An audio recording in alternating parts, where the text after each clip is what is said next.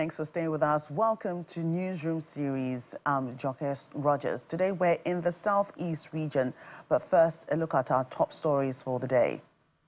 Let's get started with the out-of-school program that's gaining greater attention as the federal government says it's adopting the Kaduna State model in addressing the challenge. The federal government said it's adopting the state's household mapping model as a national framework for addressing the challenge of out-of-school children in a move Governor Obasani describes as a major endorsement of the state's evidence-based approach to governance. The adoption was announced by the Minister of Education, Mr. Olatunji Alausa, during a meeting with Governor Obasani in Abuja. The household mapping framework has played a significant role in reducing the number of out-of-school children in Kaduna State from about 550,000 to fewer than 180,000 through targeted interventions informed by reliable data. It has helped the state government identify vulnerable children, deploy resources more effectively, and implement tailored programs that have improved school enrollment and retention. The Kaduna State Governor says the federal government's decision to adopt the model is a recognition of the state's commitment to reforms in its education sector. Staying with education, the Academic Staff Union of Universities, Federal University of Agriculture, Zuru Branch, Kebbi State, has issued a 21-day ultimatum to the university's governing council and management, demanding the immediate implementation of the 2025 agreement reached between the federal government and ASU.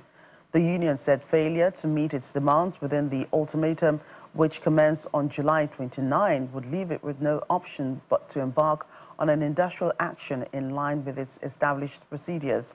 The decision was reached during a special congress of the union at the university auditorium, attended by members of ASU National Visitation Team and the ASU Sokoto Zone Coordinator. The congress expressed concern over the continued non-implementation of the federal government ASU 2025 agreement at the FUAS, despite what it describes as a clear directive from the federal government. The union recalled that the federal government and ASU signed the renegotiated agreement in December 2025 after a 16-year negotiation process. It said the agreement provides for a 40% upward review of academic staff emoluments as well as the payment of outstanding entitlements. The Niger State government has signed a memorandum of understanding with the Nigerian National Petroleum Company Limited for the development and implementation of a gas master plan aimed at leveraging the Ajaokuta-Kaduna-Kano gas pipeline to drive industrialization and economic development in the state. The agreement was signed during the AKK and Energy Business Development Forum held at the Government House in Minna between the Niger State government and NNPC Gas Marketing Limited. Secretary to the Niger State government, Abubakar Usman, and the Commissioner for Justice, Muazu Nasir, signed on behalf of the state government, while the Executive Director, Gas Distribution, NGML, Awal Ibrahim, and the Company Secretary of NNPC New Energy Limited signed on behalf of the company. Governor Bago commended the NNPC for considering Niger State in the project, noting that the initiative will create opportunities for agro-allied companies, fertilizer manufacturers, and hydrocarbon-related industries, while complementing the state's hydro and solar power resources.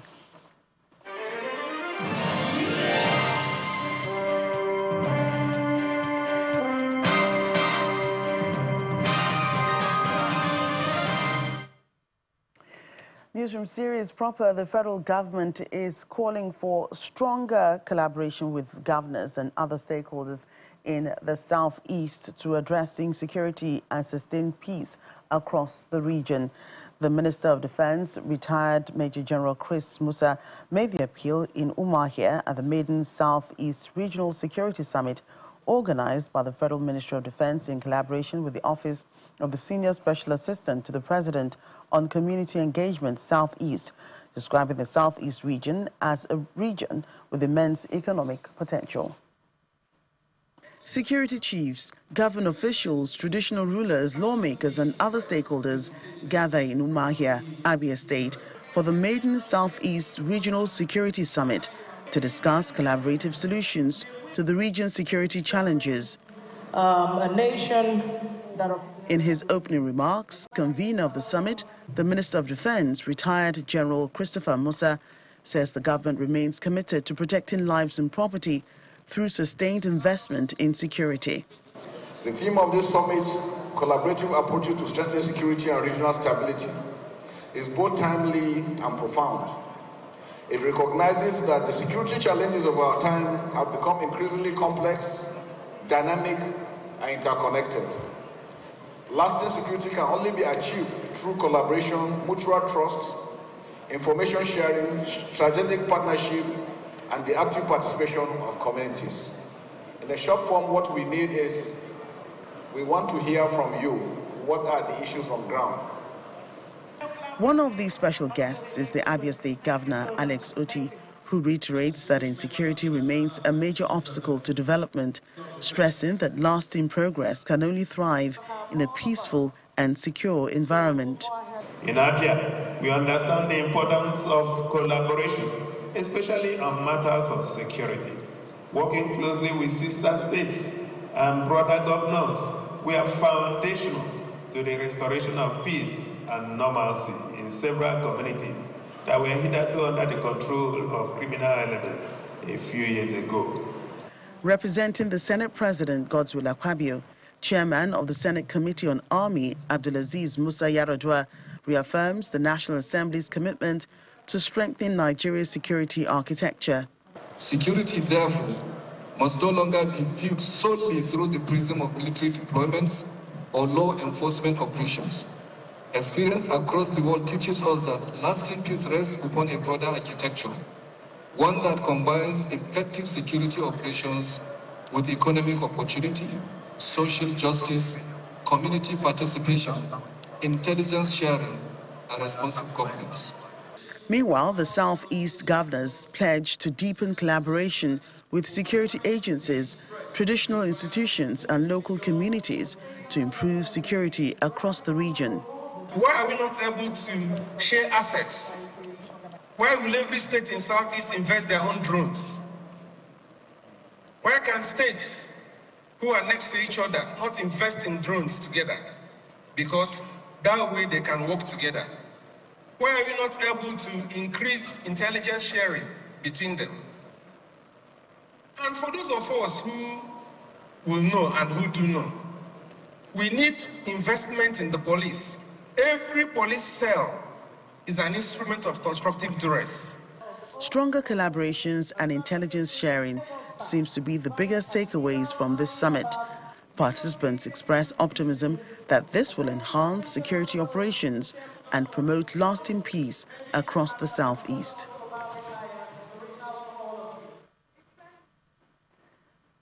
More security matters. The headquarters of the 14th Brigade Nigerian Army Ohafia has held its officers' training day with a renewed focus on preparing personnel for the evolving nature of modern warfare through the application of cyber, electronic warfare, and information systems. The training, which attracted senior military officers, security chiefs, and defense experts, explored the growing impact of artificial intelligence, cyber warfare, and emerging technologies on military operations, with participants highlighting the need for innovation, ethical regulation, and technological readiness in addressing future security threats.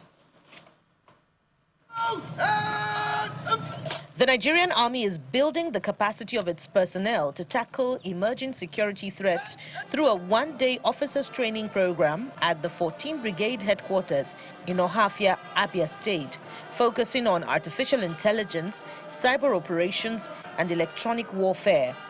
It brings together military officers, security chiefs, and experts to examine the ethical and operational impact of emerging technologies on modern warfare.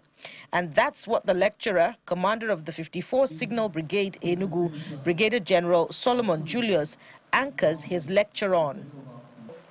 In as much as this AI-enabled warfare, or AI, is important in the conduct of military operations, it also raises ethical and legal questions.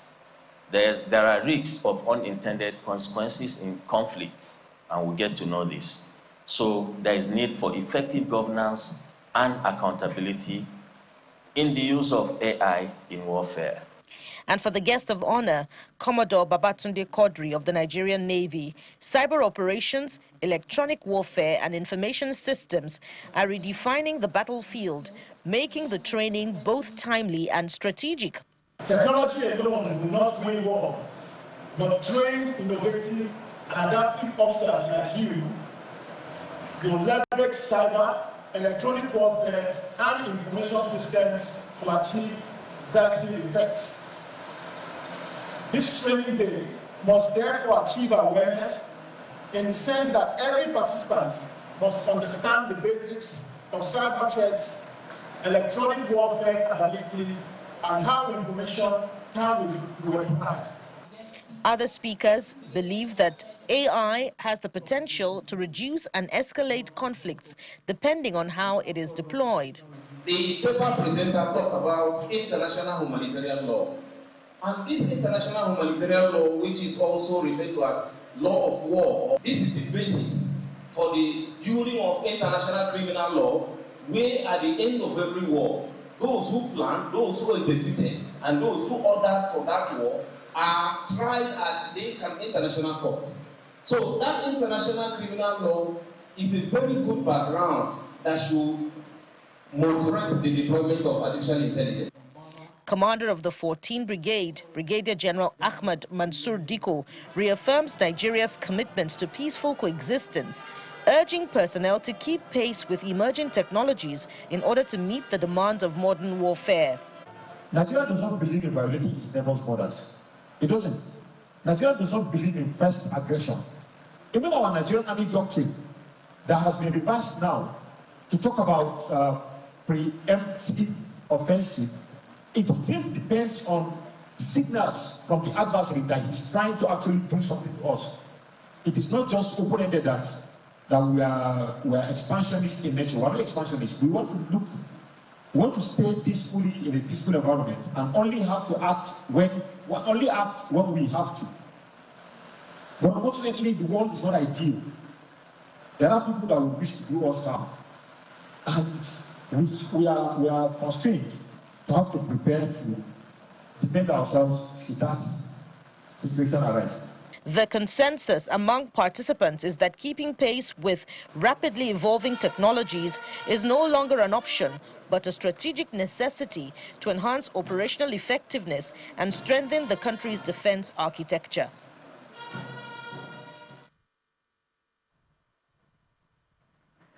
Staying with technology-driven security operations, the Nigeria Security and Civil Defense Corps Abia State Command has commenced a 5-day strategic capacity-building workshop for senior officers.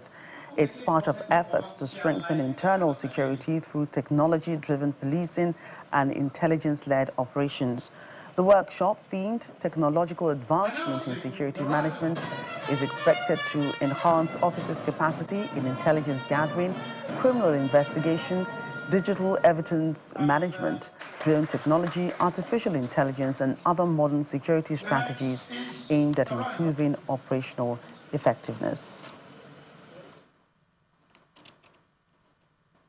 For more security matters, the Nigeria Police Force has intensified its campaign against cultism and other social vices in Anambra State. Through the police campaign against cultism and other vices, POCACOV, with the Anambra State Police Command urging greater community participation in crime prevention.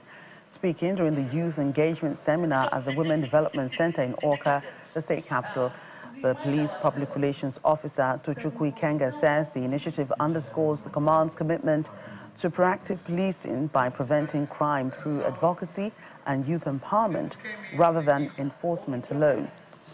Similarly, the President General of the Youth Wing of the Anambra State Town Unions Council, ASTUC, Mr. Ken Okoli, pledges the support of the state's youths for the campaign, describing POCACOV as a timely initiative that will help steer young people away from cultism, drug abuse, and other criminal activities. And leader of hope. This protocol is a platform that will use to destroy cultism and vices in our system. That's where we see. That's why we have lived in this land all along. We are committed to identify with protocol being an initiative of the police force. Why I love this part of this that it is not an initiative of a civilian. No, it's not. It's an initiative of the police force that understands clearly that policing is not an exclusive job of the security agencies alone. Anambra State Police Command will continue to explore every necessary means, every legitimate means to make sure we improve security and safety that we are currently enjoying here in the state. But this is part of it. The Inspector General of Police is very, very intentional with what we are doing in Anambra. That is why the police campaign against cultism is having a relaunch in Anambra.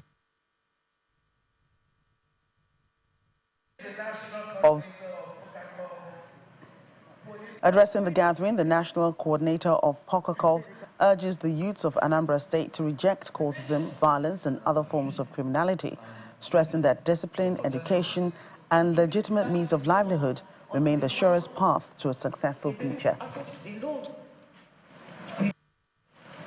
Today we gather not merely to discuss crime, but to shape the future of young people and to define the security architecture of our nation through implementation. Security is no longer measured solely by the number of arrests made or weapons recovered. Modern policing is increasingly judged by the number of crimes prevented, the number of lives directed, the number of communities empowered to reject violence before it happens. So under the visionary leadership of the Inspector General of Police, the Nigerian Police Force has continued to embrace proactive, intelligence-led and community-oriented policing. Staying in Anambra State, where the National Population Commission has commenced the implementation of the Electronic Civil Registration and Vital Statistics ECRVS system in Anambra State as part of a nationwide initiative aimed at digitizing registration of births and deaths. The Anambra State Federal Commissioner of the Commission, Mr. Chidi Ezeoke, says the exercise marks a significant milestone in Nigeria's drive to strengthen civil registration, improve the generation of reliable demographic data, and ensure that every birth and death occurring in the country is captured through a modern, efficient, and digitally enabled registration system. He explains that the digital platform is expected to enhance the accuracy, accessibility, and security of civil registration records, providing credible data for national planning, healthcare, education, and social protection programs. To formally announce the full commencement of the digital registration of births and deaths on the Vital Res platform under the Electronic Civil Registration and Vital Statistics ECRVS systems in Anambra State. This transformative initiative is now operational across the 36 states of the Federation and the Federal Capital Territory. This initiative builds on the historic launch of the ECRVS system and the inauguration of the National Coordination Committee on CRVS by His Excellency President Bola Ahmed Tinubu, GCFR, on the 8th of November 2023. Today's announcement marks the next critical step in our collective efforts to build a modern, efficient, and technologically driven civil registration system that meets international standards and supports Mr. President's renewed agenda. To education, Enugu state government is taking another major step in its drive to transform basic education with the opening of applications for 6,580 vacancies across public primary and junior secondary schools to support the operation of its 267 smart green schools. Executive Chairman of the Enugu State Universal Basic Education Board, NSUBEB, Hyginus Banco, says the recruitment covers academic, technical and administrative positions, with applications scheduled to close on Friday, August 14, 2026. The exercise forms part of the state government's broader human capital development strategy for the education sector, aimed at providing the skilled workforce needed to drive the Smart Green School initiative and enhance the delivery of quality basic education across the state. Teaching positions account for the largest share of the vacancies, with 4,698 openings for teachers of mathematics, English language, basic science, basic technology, information and communication technology, French, Igbo language and history. Applicants with university degrees and higher national diplomas are required to present valid NYSC discharge or exemption certificates, while candidates across all cadres must demonstrate proficiency in information and communication technology. Members of the Joint National Association of Persons Living with Disabilities in Ebonyi State have staged a peaceful protest in Abakaliki to draw attention to what they describe as years of neglect and inadequate government support for persons with disabilities. The protesters are demanding the immediate assent to the Ebonyi State Disability Bill, the payment of monthly subventions to the association, and the withdrawal of an eviction notice directing them to vacate their secretariat, which they have occupied for more than a decade. Carrying placards with various inscriptions, the demonstrators marched through major streets in the state capital, accusing the Ministries of Health and Women Affairs and Social Development of failing to address their welfare and concerns despite repeated appeals.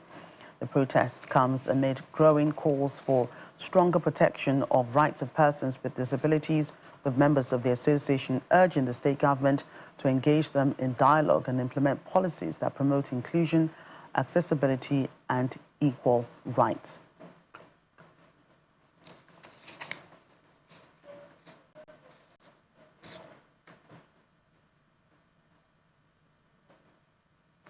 That's Newsroom series today. Thank you for watching. I'm Jokia Rogers.